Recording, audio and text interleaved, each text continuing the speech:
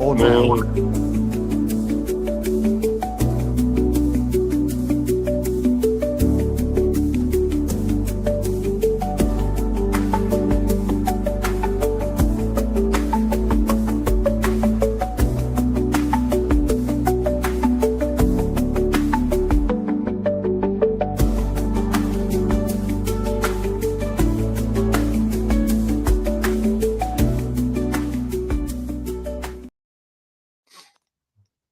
Hi, Martin. It's just me and you this week, mate. Happy I Happy know. Mothering Sunday, and Happy Mothering Sunday to any mothers who are watching.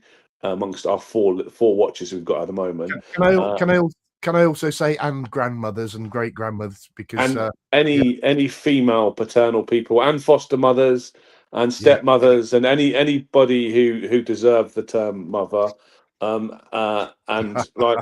for those of us as well whose mums aren't around anymore as well, it can be a bit Yeah. of a sad day as well. I've been Have called a you mother. had I've Have been, you I've had been a fun day looking after your mum? I have. I've been called a mother a few times, by the way. But On the doorstep. yeah, indeed. Yeah, no, we went out 4 generations of mothers. Well, not mothers, but women today. Went out for lunch. It was lovely, really nice. So my mum is obviously a great grandmum as well. So yeah, it was really nice. Did you have to pay through the nose for that privilege? So I've noticed that lots of the restaurants are sticking their prices up for Mother's Day, which seems a bit unreasonable. I mean, it was reasonable. No, it was nice enough. I'm not going to complain about the price. It was worth doing. Yeah. Well, Yeah, it was good. I've spent my Mother's Day, as I do most weekends at the moment, knocking on doors. We had a long planned Green Action Day today, and I think when we made our calendar, I don't think we really took to account the fact that we had days planned for Valentine's Day and Mothering Sunday, which haven't been, like, in terms of getting our volunteers out, haven't been the best days. But having said that, it's actually quite a good day for knocking on people's doors and seeing people at home. And although maybe some people didn't want to be disturbed from their Mothering Sundays, we had quite a good response in getting people opening doors, which sometimes on a Sunday can be quite difficult. But did you have some? I think we had a chat offline as well about the dangers of over campaigning. Have you got any thoughts about what's going on in campaigning at the moment? I just think I look at. I mean, I admire anybody that campaigns as hard as you do and as hard as Alex does. I just sit and think that it shouldn't be like that. To be honest, when you think about the role of a counsellor, which is a part-time role, you the amount of work that some people put into campaigning nowadays is absolutely astonishing. I used to get a bit frustrated when I was a counsellor, but it sort of came with the territory because I was triple hatted for a lot of the time. That I never used to get a free evening, but that's sort of fine. That comes with the territory. But to have that sort of lifestyle, through your council, and then to be out every weekend, knocking on doors, I just think it's astonishing, especially when we've got so many so many other means of communicating and whatever. I really, it's not a criticism. I absolutely admire it, but boy is it hard work, and it just strikes me as sometimes a little too much. Yeah, and I can understand that because I mean I've seen as a friend and seen from afar how much Alex does, Yeah, and it's kind of a funny situation that I find myself in is looking at Alex and thinking that you're crazy going out door knocking and seeing Alex. So Alex isn't door knocking around Huntingdon and St Ives now for her. no, She's up and down the country supporting the Labour Party elsewhere. And so when I found myself a few weeks ago in Gorton and Denton, door knocking for the Greens, and Alex is up there at the same time, I thought, oh my God, I'm becoming the same sort of animal because up until now, as an independent, I've never done any of these things. Like yeah, my election campaigns were a leaflet or two leaflets, yeah, and social media up until now. So for me now to be on the inside of a properly run campaign, yeah, it's very interesting and yeah. lots of fun, but So also loads and loads of hard work. Yeah, no, I used to occasionally go off and do a day of delivering or canvassing, at by-elections, parliamentary by-elections, and I used to quite enjoy it. And I used to occasionally deliver a leaflet as a ward councillor, um, which I quite enjoyed. But I had a little, not big, but a little delivery network to help with that. But a lot of my campaigning was about finding effective ways of using Facebook, and this is ages ago. Remember, effective ways of doing Facebook. I maintained my own website and I kept an active blog, which I always did as a counsellor. And I used to get a lot of feedback through my blog as well. But to be out every weekend, I think is a lot. But I mean, it's not it's criticism. It's I admire it, but boy, well at the moment it's almost every night that I come home from work because I've got a big list of doors I need to knock on, and it's easy for me just to go out most nights and knock on a few doors rather than wait for the weekends and getting overwhelmed the weekends. I am. But like, it's different Yeah, for me though because I'm still new to it and I'm really enjoying it, and I'm feeling a bit, the further of the you, newly converted. So for me, it's quite good fun at the moment, you're and also because looking, go on. you've also got elections in May, and I get that Yeah, as well. yeah. And and my gut instinct is that work will pay off when it comes to election time. I have no doubt about it.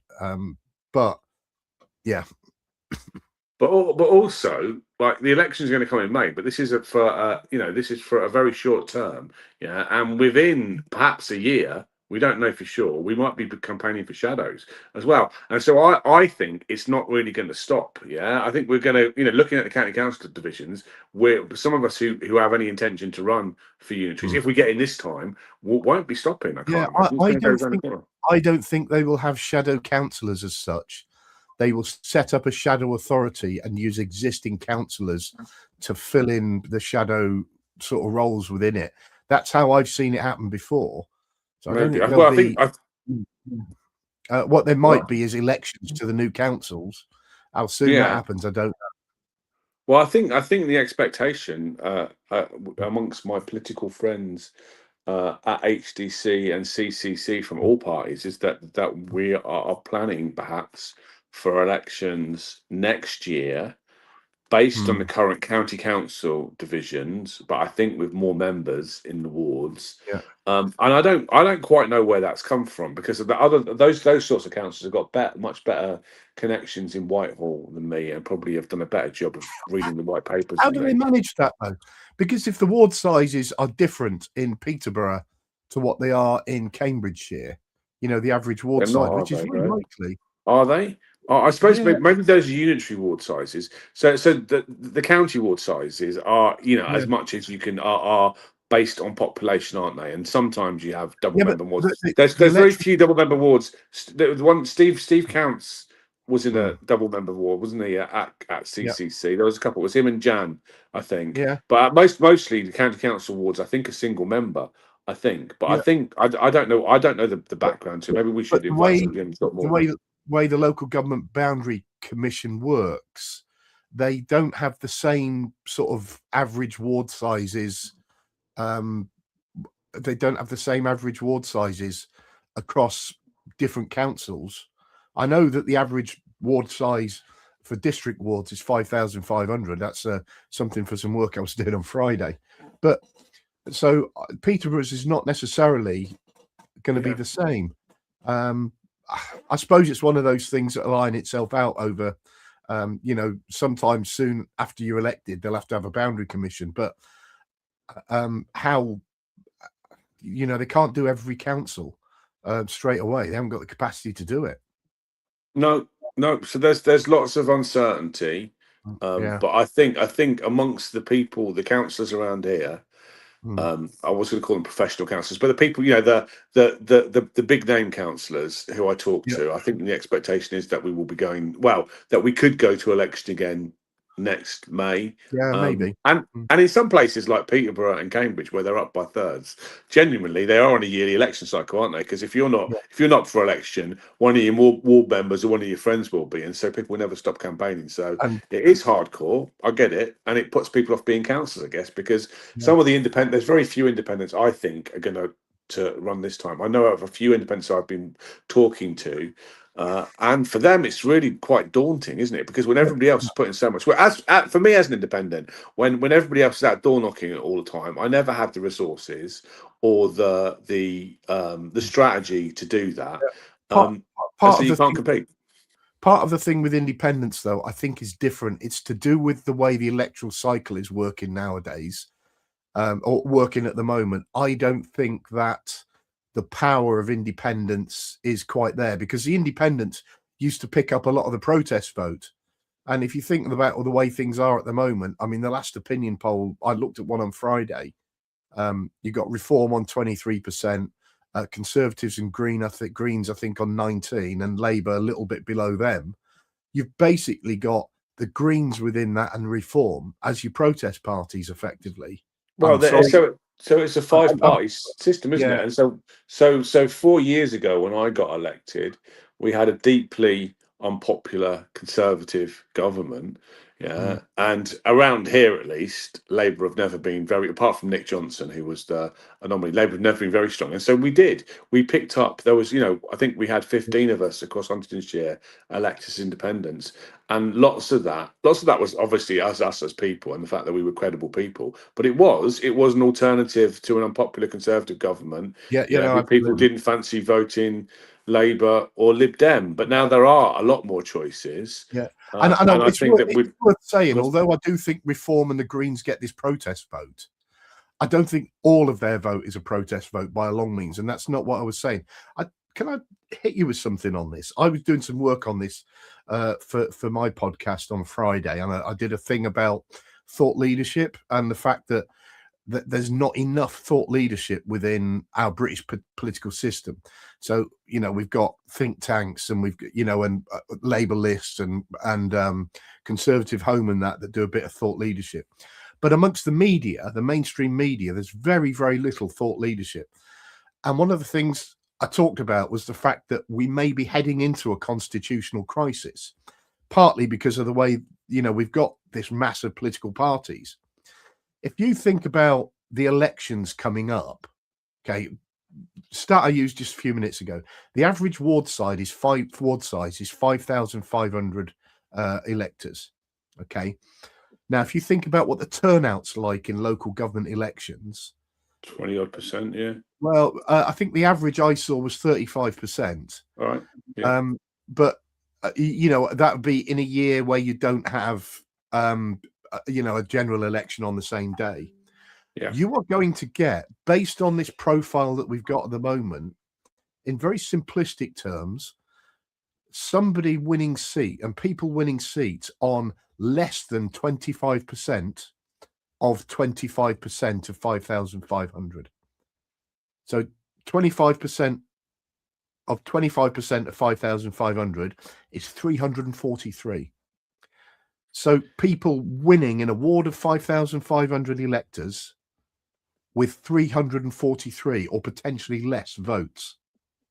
I've certainly seen that in the past. In Fenland, I think a Fenland district council election was won by less than that, by a lot less than that, and it's not good enough. It isn't. No, I mean, I've seen closer ones, but it's not normal, and it's going to almost become normal. And what I think it will happen is we'll have the elections in May, and we'll have this thing happen. There'll be a big comment about it from the media that some of these people haven't really got a mandate because the number of people that voted for them is so small. Then it'll be forgotten. Then we'll have a general election. The same thing will happen, and there'll be absolute uproar. So the point I was making is, why not start to deal with that now by starting to have the conversations about the fact that there are alternatives? Why wait until there's a constitutional crisis? Yeah, well, I've got a few thoughts on that. So, on first of all, on not having a mandate, yeah. Now, you and I would agree. I think most people would agree. One of the best district councillors at the moment is Simon Bywater. Yeah, Yeah, yeah. former UKIP councillor, now a Conservative. But Mm, Simon and Ross, who finds himself and doing, I think, a decent job as the mm, leader of the Conservatives at district council and also at county council. But I think they were elected unopposed. at district council, which I think that's really, really poor. That's poor on everybody, but particularly political parties. You couldn't find. I understand Yeah, like targeting your campaigns, but they couldn't even find paper candidates to put up against yeah, Simon and Ross, and they got in, without having to. And Simon and I, Ross weren't I enjoying. They would have understand won that. anyway. Yeah, but at least they put the name forward, and I admire anybody that puts the name forward. If other people don't put candidates up, It's that's not a their fault. criticism of them. That's not a No, criticism no, at all, because they would yeah, have won almost, especially 4 years ago, no matter who stood against them. I think. But the but point but is, it's all on the other parties and the independents that we couldn't find people to want to put their name forward to stand in it, and that's pretty poor as well. I think.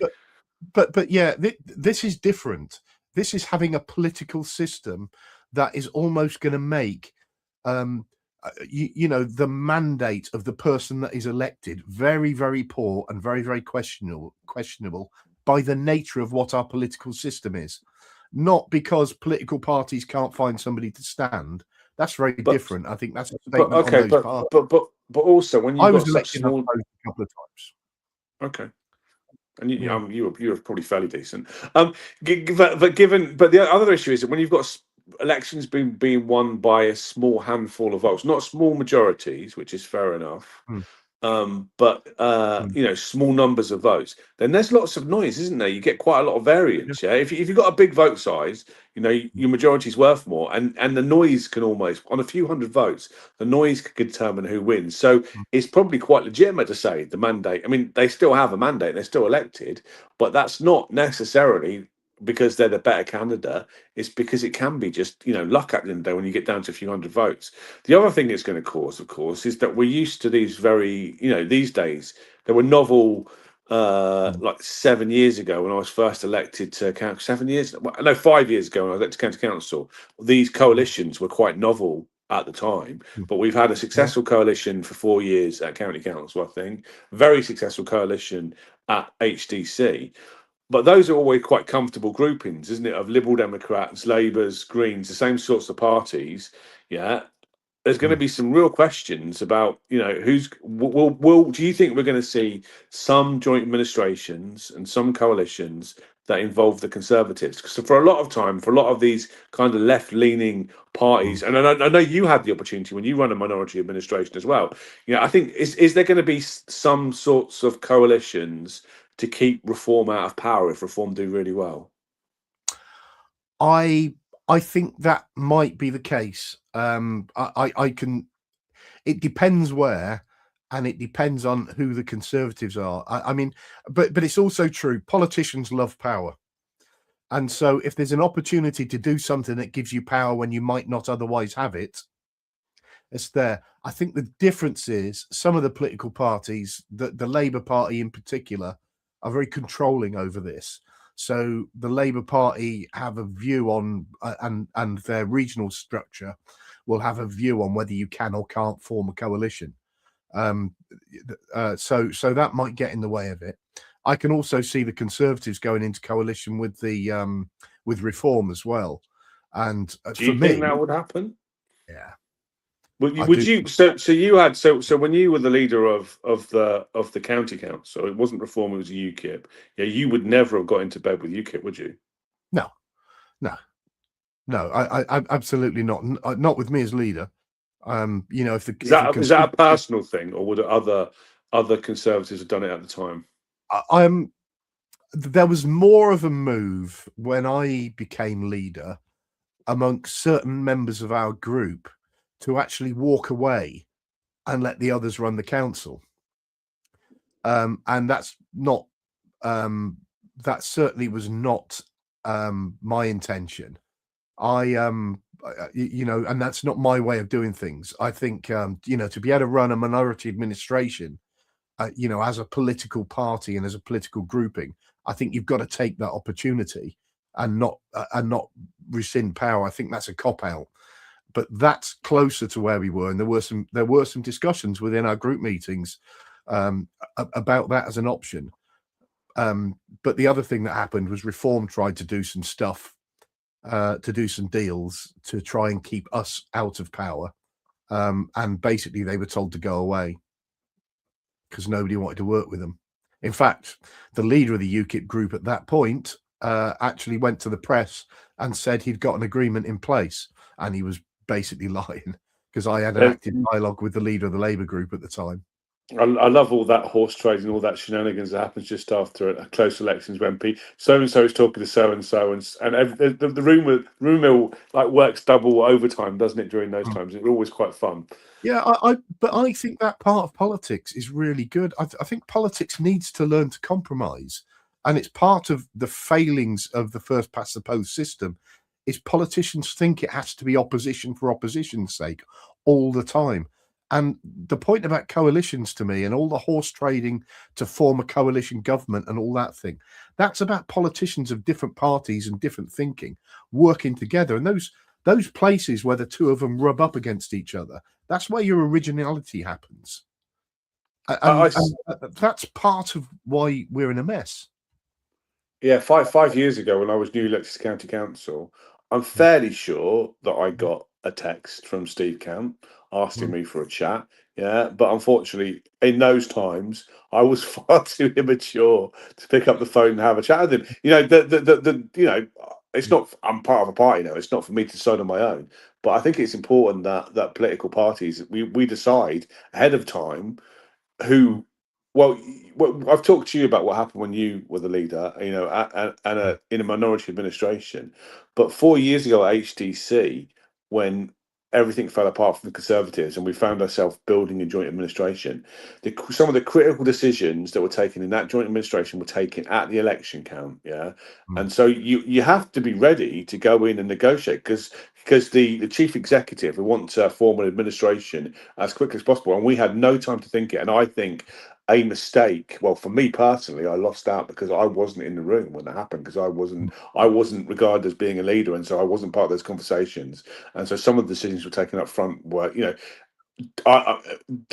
we did a good job in putting together that administration, Yeah, but you did. didn't benefit the independents at all. I don't think. And you know, Yeah. when Laura and I do the podcast together, What are the things that happens in the certainly in a lot of the European governments when they enter into coalition government arrangements, and Germany and Belgium have been here, is they spend a long time talking to each other, you know, trying to get these coalitions together. And it's one of the criticisms of PR systems is that you get those periods where effectively, you know, you've got these negotiations going on and everything else, when you can't form an effective government.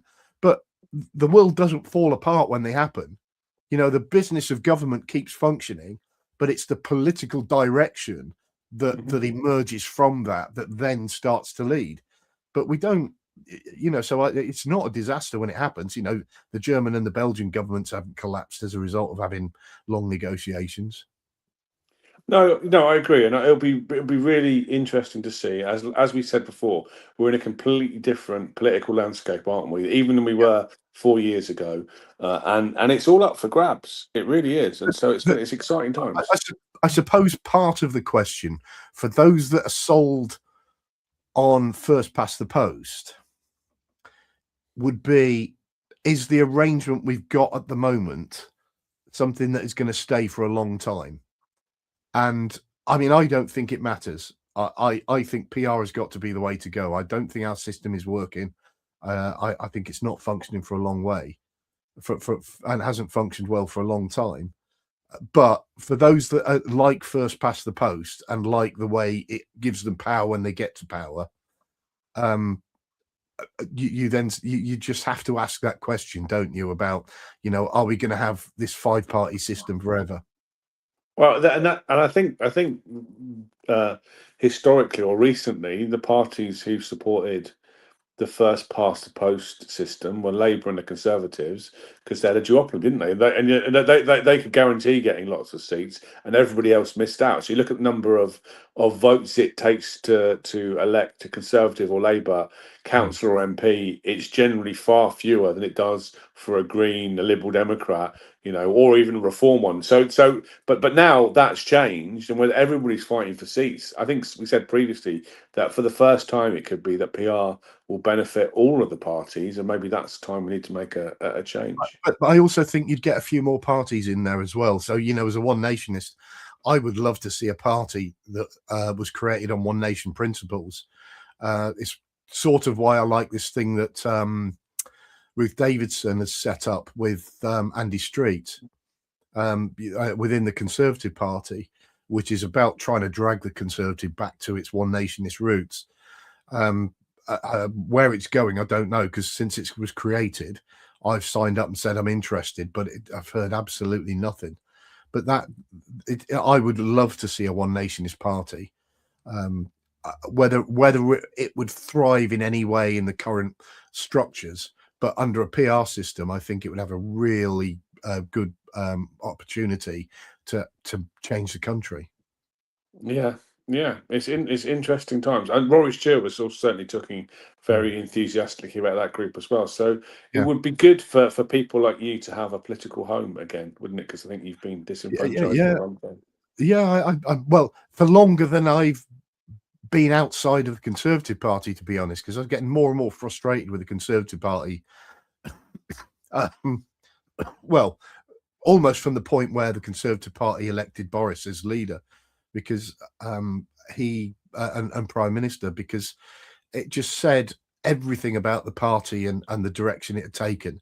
And you know, it's a reality for me that Brexit destroyed the Conservative Party, and it still has not fixed itself since. No, I agree. We're still living with the consequences of that, and Mm. and part of the after effect that might be having lots of reform councillors in the next council. So I think with that, so we've done 25 minutes on that. In terms of Mm. councillors who work too hard, I had a very bizarre experience this week. So one of the benefits of suddenly being part of a political party, and something that I genuinely love, is that Mm. I was as a new defector, and we Yeah. haven't found a word other than defector, but as a new convert to the Greens, um, Baroness Natalie Bennett and Baroness Jenny Jones, who are the two Green lords Mm. or baronesses, invited some of us to have lunch at the House of Lords, which for me, like as a political geek, was the most lovely experience. Both because both those are incredible people, and I would say, Mm. alone, a very few of the people in the House of Lords democratically elected by their party. So I think in both cases, the Greens were given the opportunity to promote somebody to the House of Lords, and they had internal elections Mm. to decide who it will be. So they will both claim that they were democratically elected. So we had a lovely lunch with them, talking to them, and they're lovely, inspirational, normal people,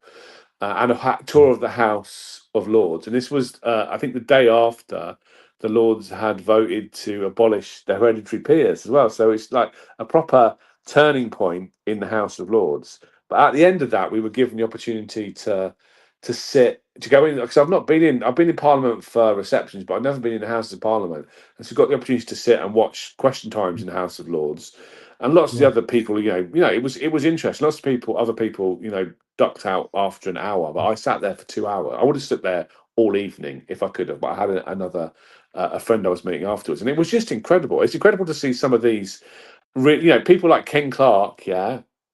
Is it Teresa Coffey? Some of those people you recognise, but seeing them Yeah. in a different environment and just watching question times in the House of Lords, which is a much more civilised type Mm. of debate than you get in the Commons these days. It was just utterly magnificent. And I'm not a big fan, I think we should have an elected second house, but also some of the people there are really credible. And some of Mm. the debates were just brilliant, and I Yeah. really, really enjoyed it. I think we should have an elected second house, I have to say, but there is something within that I think it's a thing about throwing the baby out with the bathwater. There is a danger that if you get an elected second house wrong, you end up replicating the House of Commons, and the House of Yeah. Commons is a very, very broken chamber, and that's what would bother me. But also, there are some people in the House of Lords who have got a real contribution to make in terms of what the House of Lords do best, which is refining and amending bills. Yeah. And we've got to be very, very careful that as we move to an elected second chamber, we find a role for those people. and find. So I would keep the idea of a lord. I would reduce the amount of people we make lords, and I would allow them to continue to use that role, but only at the behest of the second chamber and the work it does. But there's all sorts of other issues around it. Around the second chamber, we've got to get that second chamber right. And the idea of just elected second chamber, let's go for it, I think will be a mistake. Yeah. So in terms of that role you're talking about excellent legislators, one of the best moments of my political career was when I was chair of the county council. We have the citizenship ceremonies. I mean, every Yeah. week we'd have a different deputy lieutenant, and one of the deputy lieutenants, and I'd sit them for an hour in my office and just have a chance to chat to these wonderful people. And one of them was Lord Lansley, your friend Andrew Lansley, who was just, and for me, it was just an incredible opportunity to talk to him about just his role as a lord and his passion for legislation. Yeah, and he's a lovely man. I mean, I He is mean, some of my always. political opponents might not welcome me saying that, but I was utterly charmed by him, and such a normal, laid back, and supportive person as Yeah. well. And it's fantastic to see the hard work these people do. And I'm a big, and I think sometimes I'd say I've gone through it myself in my 8 years in politics, but sometimes some of this kind of tribalism wears off a bit, and some of the elder statesmen are utterly reasonable. I think some of that's because politics becomes more and more aggressive, and comparatively, people like Sir John Major, Michael Portillo, all of these people who we didn't used to like, all of them seem incredible by modern standards, but also because they're older and wiser and Yeah. better people. And so Talking of the which, House of Lords is good for that. you've mentioned John Major, so I want to slip this in. Hats off to Huntingdonshire for their decision to give John Major the freedom of Huntingdonshire. I think it's a fantastic decision. Yeah, that's coming up, isn't it? I need to check Yeah, my calendar. Not to accept that. That was a decision by full council. I yeah, think Ross Martin proposed it, but I think it was almost unanimously. I think unanimously supported. yeah, Again, because like you listen to him on domestic politics and his experience and his contribution to Huntingdonshire has yeah. been phenomenal, isn't he? And he's a great man, and I could listen to any of those people for hours and hours and hours, and so it will be an exciting event, I think. Yeah. So I love being in the House of Lords, but we're talking about working too hard. But bizarrely, after sitting there for 2 hours and being late to meeting up with my friend afterwards, and put them off by an hour, I'm sort of dashing out through the House of Lords and get accosted in the kind of lobby area by Alex Boulat. I'm like, it's surreal when you're in this front of these lots of people, lots of lords, and suddenly get accosted by Alex, who I would argue, who at some stage will hopefully be there on merit, as an elected parliamentarian, because she came pretty close last time, and I think of any of the councillors I know, she is one of the ones who I think has the best chance of making it into parliament and would make an excellent MP. So Alex, I think, works there 2 days a week, but it was lovely to see Alex and give her a big hug and have a chat. And she'd just seen Hannah Spencer, who was the new Green MP, which I thought I'd drop in as well. And so Alex does absolutely work. She's literally everywhere. So No, she is. She's tremendously hardworking, and I really, really admire it. I just wonder if it leads to burnout eventually. Yeah, but no, she's great on every council. She's great at county council. She's very active. She's knocking on doors and talking to people all the time. It's that thing about here for you between elections, not just at election time and all that stuff. It's all important. I've said my piece about councillors working too hard, but boy, does she work. Do you enjoy door knocking? Do you know what? I'm still new to it, but and quite often, especially when I get on it, I don't want to go out. But when I'm doing it, it is really, really nice. I was of the opinion that people talked about and didn't really do it very much. But since we do so much of it now, and we do it obviously in a targeted way, it is a really nice experience. And I'd expected that, particularly Mother and Sunday, people wouldn't be supportive, but the vast majority of people who open the door are happy to have a little chat or at least appreciate the effort. So I'm really enjoying that. Yeah, It's not that I didn't like it, and I do think it's really important that you knock on doors sometimes, and you reach out to people and listen. My problem was, especially most of the door knocking I did was at election times. Outside of that, I've already talked about what I did and tried to communicate. It wasn't that I didn't communicate, it's that I just didn't do it by door knocking. But one of the problems was same thing again, you at the wrong time of the election cycle, knocking on doors as a conservative was really, really hard work. And I would imagine that Alex gets that knocking on doors as a Labour councillor, albeit it will pay off in the long run because people will say, actually, she tries to talk to us. And I think that's important.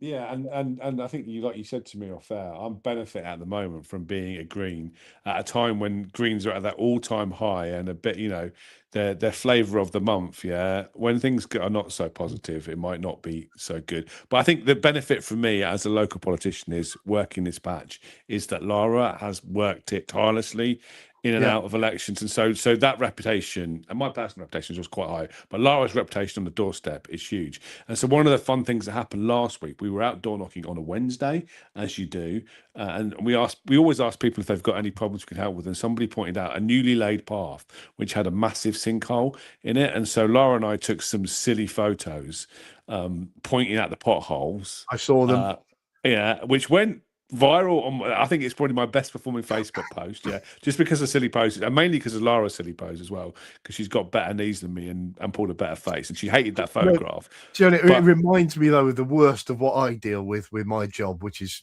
comms around planning and stuff, is when you're dealing with newspaper articles with residents stood in fields looking glum. yeah, I but but it but it yeah, works though, because like that had been yeah, an I know. ongoing problem. They tried to fix it twice. People complaining it. That pothole, that sinkhole, has now been fixed inside a week. Yeah, because it was all over the media, all over the press, Yeah, and because it's like pothole story.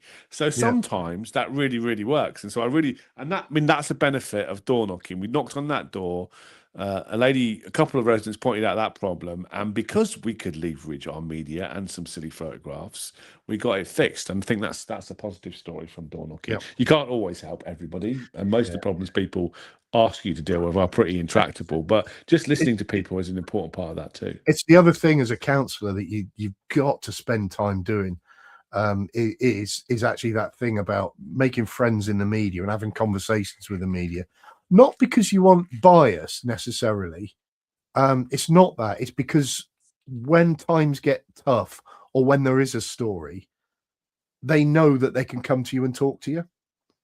And I think that's something. And I used to work on it quite a lot. I remember the then leader at Fenland telling me I wasn't allowed to talk to John Elworthy and telling me all sorts of not so very nice things about John Elworthy. And I used to Which is say, dumb. well, inaccurate, dumb, but I used to ignore him anyway because I also used to know that he used to go and talk to John all the time. And what he wanted was for him to be the sole person that was talking to John and I feeding see. John all the stuff.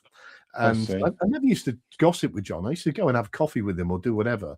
And I haven't had a coffee with him for ages, by the way, and I need to do that. But he was trying to stop that basically. And I just, no, I'm not doing that. And So it's like I would count Paul Stainton as a friend of mine, and that comes from me having a good relationship with Paul when he was on BBC can Cambridgeshire. we can get Paul on one week to talk about people I politics? think Would be that'd good, be a wouldn't it? good idea, actually. I Yeah, think, yeah, yeah. So again, at the BBC's role in that. So when I was first elected 5 years ago, pretty shy and awkward kind of guy. Certainly not doing podcasts, yeah. And the mm, prospect of going on TV and radio and speaking literally scared the shit out of me. It did. mm, And so and pretty early on, I got some. I think going on Black Cat Radio around here started it off, and that got my confidence up. But I told myself when I was elected to county that I was never going to turn down a BBC interview, yeah, or any radio interview, basically. And I think there's on one occasion I did yeah, after they tried to stitch me. I went on the first time against advice, and they tried to stitch me up, and I didn't go on for the follow up because I thought they were unfair. But because I always go on the BBC, yeah, every time there's a story, they always know that I'll talk, and they get on, and I get loads of coverage. Now, whether or fact, I think BBC Cambridge, I love it, and I love Dottie McCall. I think she's brilliant. Whether it has any real impact around here, I don't know, but it makes me happy, and it improves my media performance. Just love doing it. I quite enjoy it because it makes sure you're on top of the game, and I think that's important too. And I really enjoy the challenge. I always have done. Excuse me while I die. Sorry, I'm still getting over this horrendous cough I've had. But yeah, I used to enjoy the challenge. I used to think it's good for them to have a point to turn to, and I only once, I think I've once or twice I've said no, either because I'm not available, which is fair game. Do you remember? You probably won't. When the Conservatives were in control at the county council, and they ignored the advice of the allowances review, and implemented their own allowances scheme, which is way above what was recommended. And they asked me to come on and defend it, and I just said I can't defend it. Sorry. And that's the because my view has always been that you follow the recommendations unless it's absolutely clear they've got it wrong, which they did once at county when I was leader. Yeah, and I bet it's sometimes fun to go on and just give a different opinion than they're expect as well. It puts them off their game. I always like to think I've got more to say than just Yahoo sucks, and I've always tried to avoid that as well. Because that's the bit of politics that I dislike the most. I know some of it has to happen, but politics through the media and journalism in general has to be better than that with politics. And so if I think I can go on and offer something that's different and less Yahoo sucks, then I think it's worth doing. I haven't done the BBC for a little while, but I do occasionally. Pardon? You need to get back on their radar. I mean, the other thing to say, of course, I don't know how you got there, but you don't get to be the sort of polished media performer that you do without having a lot of crap interviews where you muck them up and you say the wrong thing and you hate yourself afterwards. I've been through loads of those, and there's always a risk, especially on the BBC. They'll ask a question you can't answer, and you finish off, but you learn from them and you get better over time. I remember I did a BBC television interview on the grass outside of Shire Hall, and they did this interview, and it was at a time when they just stand there, look at the presenter, and whatever, and answer questions. And it was a boiling hot day, and I did this interview staring straight at the sun, so I was like that all the time, so like a panda bear. I remember that one. And I always let people say, "Oh, we saw you on ITV News tonight." I'm like, I never watch those back. I never want to see that. They're always much better when you see them than when than they are in your head. I think I have got somewhere. I'll have to dig it out. A CD with my first speech at the Conservative Party conference on it. I would love to hear that. Do you know what it is about? Very relevant to these times. Kiss. And it shows is it Kiss? No, it's not. I'll tell you about my Kiss mugs, but it was about the fact that vocational or further education is not, an HE education are on a par with each other and just as important. And which, when you think about the debates we got going on at the moment, still very, very relevant. But, I would absolutely agree with you that apprenticeships is the way forward. Degree apprenticeships and things for lots of people. I mean, it's horses for courses, but you've got to have a route for everybody, and that's Yeah. Sorry, my kiss mugs. Right. Yeah. When I used to do interviews, I used to have a kiss mug in my office. That's what I used to drink my coffee out of. And when I used to do interviews and they did photographs to go with it, or it was a television interview, I used to try and get my kiss mug in as product placement. Did you ever get any royalties for the band? I don't think you did. No, probably not. You'd have had to declare. No. All right. Knowing Kiss, they'd have asked me if it was an official mug and charged me if it wasn't. Probably commercial. Yeah. Shall we move on now and talk about some positive news from Fenland you want to talk about quickly, Martin? Yeah, I just Fenland. I think I mentioned a few weeks ago. Fenland District Council have agreed to do a local plan, and I think somebody asked me. Can't it was probably off air. Do I think it was a good thing? Absolutely, it's a good thing. And the more I think about it, the more I'm really happy about it. And I'm happy about it for all sorts of reasons. But if they can really accelerate it and do it under this 30-month plan that is coming with the new legislation, it means they can break the back of it before local government reorganisation happens. And I think, that in itself, I think, is really important because it protects Fenland when LGR happens. But we've also had Paul Bristow on this week talking about creating a new town around Maney, which I think is, that's again some positive vision for Fenland, that sort of stuff we haven't had for a long time. And I would prefer a new town somewhere else. But if that can't happen, which somebody tells me it can't, don't believe them entirely, that's a good second option. And it shows something a little bit different. Maney's got its own railway station already. So, you've got that busted. You've got a railway station with capacity for hundreds of cars and about 6 use it. So you'd get that to better use. So there's that. But also, they've also launched this some interim planning guidance, which is about trying to really beef up infrastructure delivery and stuff like that. And I'm going to put the link up, so if anybody wants to read it, they can. I've got it here somewhere. For those of you outside the Fens, Maney, if you want to look for Maney on the map, it's the place that's called Mania on the map. And when I was first chair of the county council, I didn't do this, but that's exactly the sort of thing when you're reading out names on a bit of paper at the start of the meeting, where I could have made a massive fool of myself. So yeah, I love the name Maney. It's great, but it looks like Mania on the map. What are the comments saying up here? Oh, it's you. No, that's me. Yeah, I just put that. I thought I'd put that link in the comments so that people could see it, and I can I'll put your one up. There you go. But I think it's I think this is really positive, and it's I don't know what's changed at Fenland, but a little bit of vision for Fenland for the first time in a long, long time. So have they got enough time to make any real impact? Because I know how hard and how long we've worked on our local plan, and the government guidance at the moment is that, or the emerging legislation, it's moving towards a 30-month local plan. So that rather than spending as much time as as it takes and spending forever doing a local plan, it means you can speed up that process.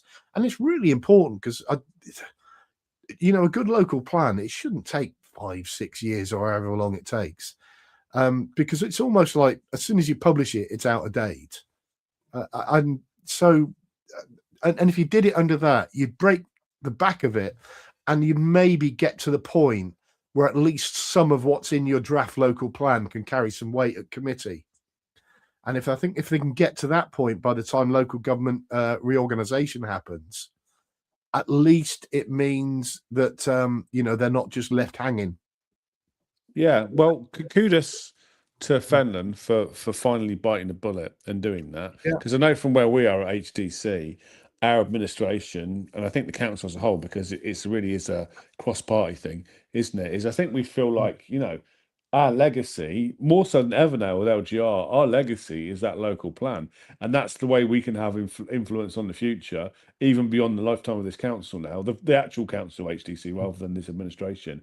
So I'm glad that they're doing it. And I think those of us who might well end up in bed with them will sleep a little bit easily, knowing that they've got a grip on these things. We know how hard we worked on our local plan, and it would be weird to be in bed.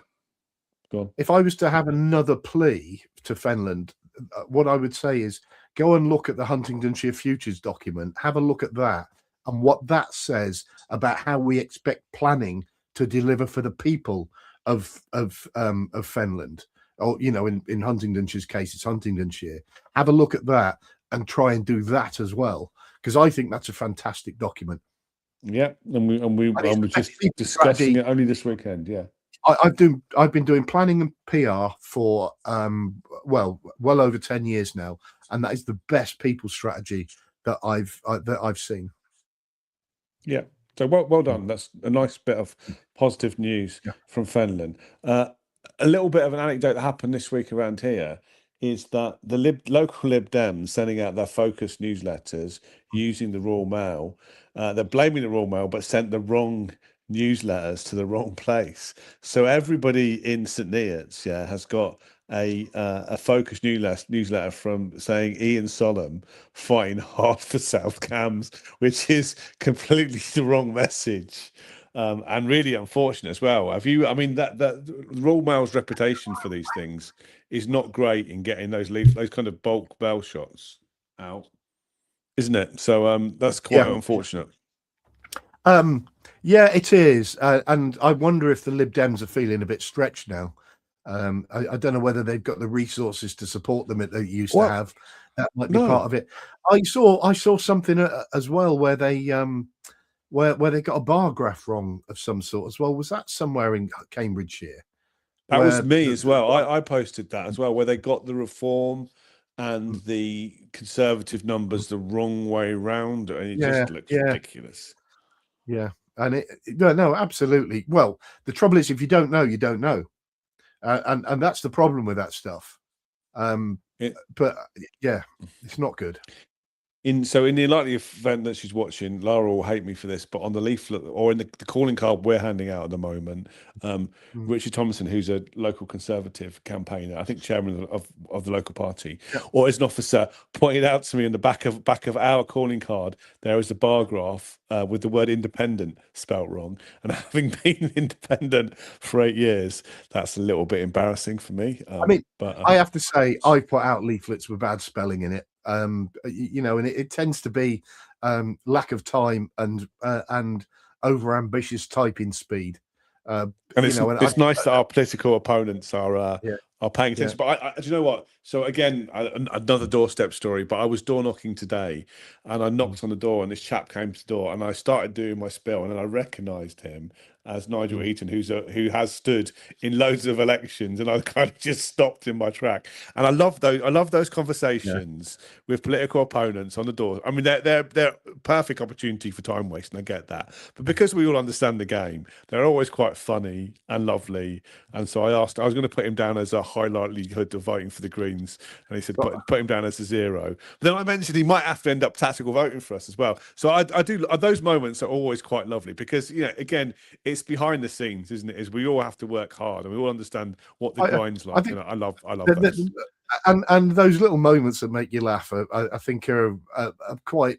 I think they're important because they give you something to reflect on as well. I remember some of the stuff I always love looking at spoiled ballots for exactly that reason. So when I stood in 2010, that was not long after the expenses scandal. And I remember one of the spoilt ballots, all somebody had done is just written a pound sign in every single box, which I always go back and laugh at. And I remember, I think 2006 and 2010, I was full-time supporting Malcolm Moss on his campaigns for re-election in North East Cambridgeshire. And some of the stuff there, I remember Malcolm shaking someone's hand, and this guy pulled his hand away and counted his fingers. So I'm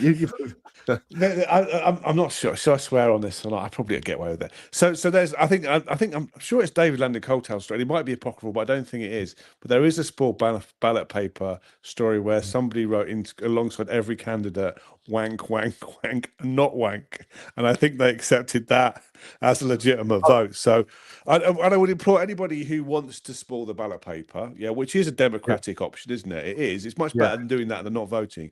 Can you please try and make them funny, because they do cheer us up enormously. They do. It is the highlight of especially if you're losing. Geoffrey Harper, who was a former leader of Fenland District Council and a really good leader, actually, and also a very, very experienced Conservative Party agent. Absolutely nice bloke, real nice bloke.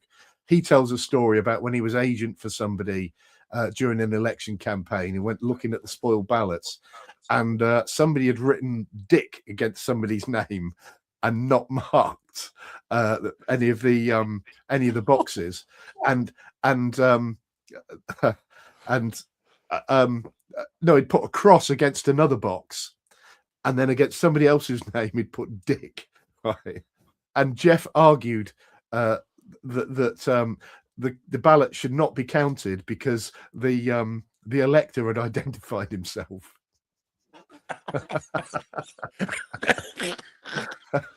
I mean, I think I got in trouble on social media once for that, for saying that we thought them quite funny, and people seem, I think people seem to think that their angry rants are going to be received by politicians. And I can tell you without a word of a lie that every single one of them is read, because counts can be boring and we've got nothing else to do, and usually, and we love them. I love the more aggressive they are and the ruder they are. I mean, ideally people would vote. Yeah, I get that, but they sometimes are really funny, and I had another one where I delivered when I stood for Parliament in Nottingham North, right? I delivered an A3 leaflet during the election campaign, and it was the only personal leaflet, a proper election address I put out. All the rest was generic Conservative Party stuff because my campaign couldn't cope with it really, and couldn't fund it.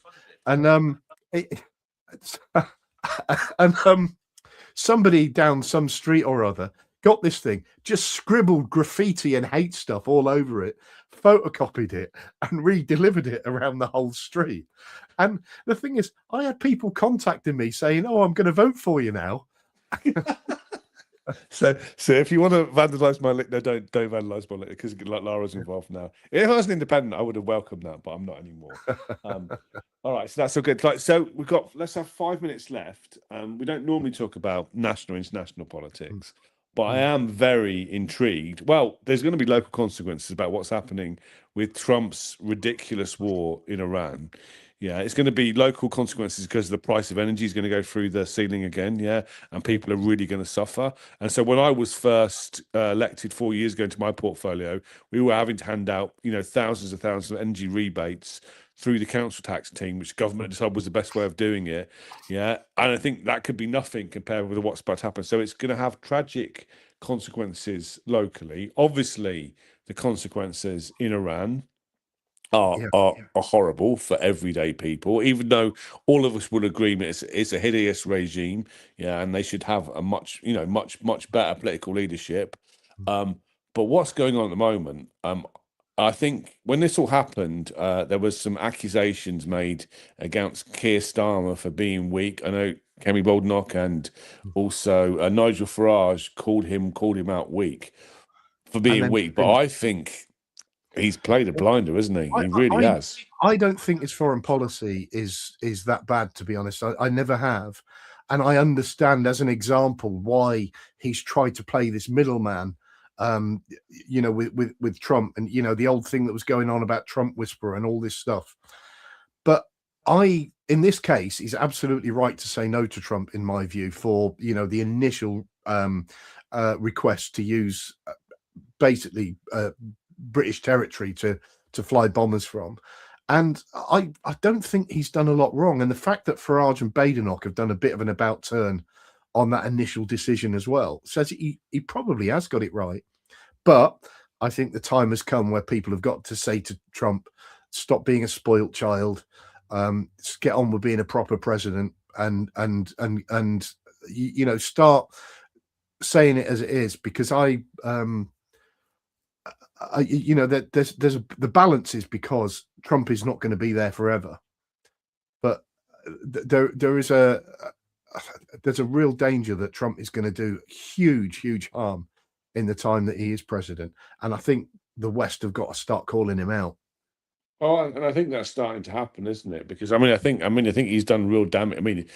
His presidency is interesting, but I think he's doing himself real damage now, because again, it's all right pursuing these foreign policy decisions when they don't affect your own people, but when the price of oil is going through the ceiling, when he ends up benefiting the Russians in Ukraine, having to lift sanctions, the winner out of this is Vladimir Putin for a start, and as long as their regime stays in power, the Iranians are making him look foolish. To have him begging for international aid to unblock the Straits of Hormuz this week was just embarrassing.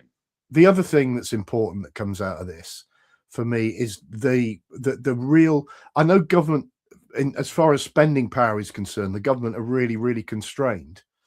But there's an absolute reality which is that we have got to get to grips with defense spending in this country. The one thing that has come out of this is that increasingly, our military is becoming a laughing stock because of its lack of capability. And, that affects Huntingdonshire because of the proposals for RAF Whitton and stuff like that. But it's got to happen. And the government was supposed to publish a defence strategy, and they've been putting it off, and we just can't wait anymore. Because remember, we've got to get from a point, not where we've got a strategy, but where the buildings and infrastructure that's in that strategy is built, so we can start producing, drones and doing whatever we need to do. Because, can you imagine the normal planning cycle for, say, I'm going to say it as it is, say a drone factory? You'll be from the point at which you say, I want to put a drone factory there, to the point where you actually start building drones is going to be about 7 years. And we can't afford to be there. And so we've got to do a few things to learn lessons and start to move forward quickly. Because we at the moment, the world is so uncertain. We can't say where the world is going to be in 10 years' time. No, but I mean, that's true. There's also another local angle to this, is that the Huntingdonshire economy benefits considerably by the number of US service people who are stationed here at Molesworth, which is just about Huntingdonshire, and Alconbury, all of whom are, I mean, I love going to those air bases because the people who work there are the most decent and respectful people you ever meet. They're lovely, and they're always an asset to the community. But Rory Stewart was talking late this week, talking about it's always been seen as an asset to having an American military base based in your country. But increasingly, especially in the Middle East, when those military bases become targets, it's not so much fun, is it? And so, there is a real, I mean, we feel quite safe here, but a big issue. Possibly. We need an Iron Dome system across the country as part of increasing defence spending. I think that's right. But I have to say, I worked at RAF Alconbury for 3 years, and I absolutely loved it and made a lot of friends for life there. And the guy I went out to the States and did a road trip with last year was a guy that was a master sergeant when and effectively my boss when I was at Alconbury. And I hadn't seen him for 30 years, and it was like we'd never been apart. It was fantastic fun. And the other thing is, one of my favourite experiences in the chain gang when I was in Civic was going to RAF Alconbury for the July the 4th celebrations, because I'm a bit of an Americanophile like you are, Martin, and I love America and I love American things. And going there on July the 4th felt like being in America, and it was amazing. And so. Yeah. So those are great people. I think we should also talk. I mean, you might want to talk about this as a military person who's experienced some of the loss. But wars involve people dying, don't they? And we had the occasion this week when we had a American air fueling aircraft crash with everybody killed in it. And that's the other thing about. I mean, there's obviously lots of civilian damage, including the girls' school that was hit. But the real cost to service people of getting involved, people's lives, is awful, isn't it? And which is why we should never get involved in wars without a clear outcome in mind. We've had 2 British bases targeted. RAF Akrotiri and what's supposedly a special forces base in Iraq as well. From and the loss of life is the most important thing that we need to consider. And one of my big concerns about Trump is I don't think he has that same value of life, and that was shown, when the soldiers that the 6 that were killed in, I think it was Bahrain, wasn't it? Or was it Qatar? I can't remember, but there were 6 that were killed, and when they were returned, and Trump is stood there, when they were returned back to the UK at the ceremony with a USA baseball hat on, and he got horrendous flack for it, to such an extent that when Sky News, apologies Sky, when Fox News reported it, they showed some old footage of a different ceremony to cover it up. and I just don't think he has that same sense. He talks the right talk at the right points, but I think that's because somebody writes it for him. And as you'll know, when you sign up to serve your country in the military, you don't get to pick and choose which No, you wars you're don't. fighting, do you? And so if No. people pursue reckless campaigns that cost lives elsewhere in the world, then it's always really, really tragic for those people personally. I spent my army career in Germany, and we had people from the units I was at would be sent off on tour to Northern Ireland.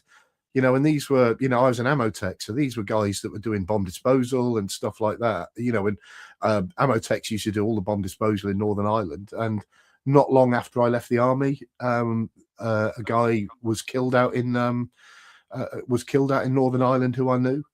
And that, you never ever forget that.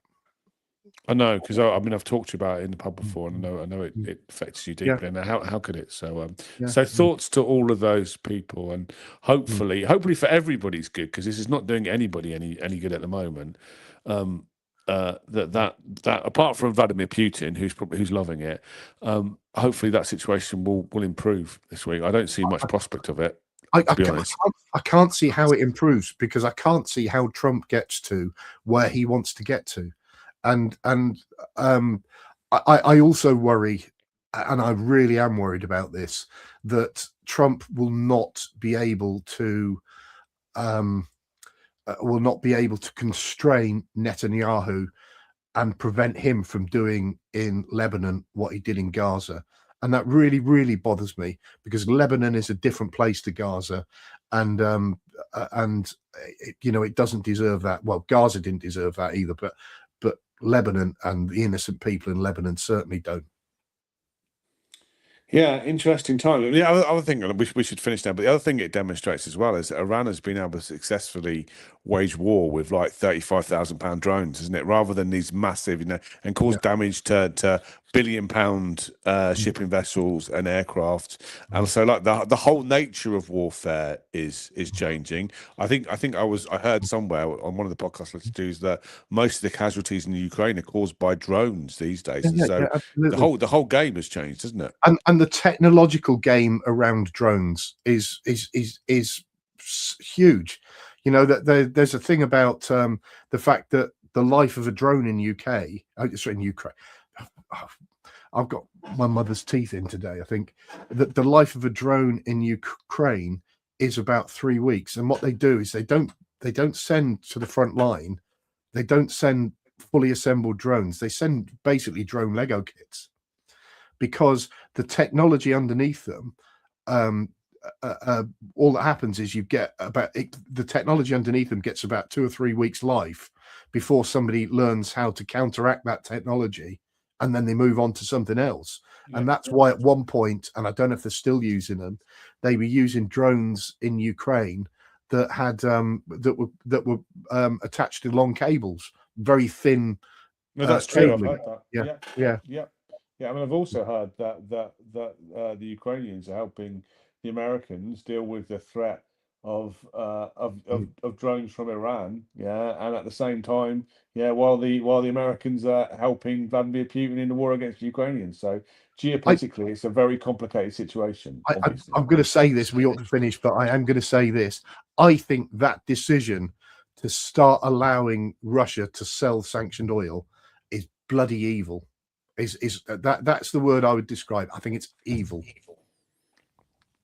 And I would agree with you, but I might want to go on holiday to America again in the future. So I'm just gonna nod. Me too. And delete this off my social media. Trump is not going to be forever. No, you have to look at it. It's an evil decision. It's a really, really bad time. And but also from political point of view, utterly fascinating. So but people's lives are at stake. So we'll leave it at that. So thank you very much, my friend. It's been lovely just talking to me and you without being interrupted by all the socialist, the other socialists, the red socialists. And we should do this more often, shouldn't we? We should ban them. We let them have it last week. We should just alternate. It is also worth saying that it's normally me doing the interrupting, so Yeah, that's true. That's true. Well, hopefully Alex, David, or Lara will be back next week. And it's been lovely talking to you, and thank you very much for listening to us rambling on for an hour and 9 minutes. See you later. Bye, anyone. Thank you, Phil. See you later. Bye.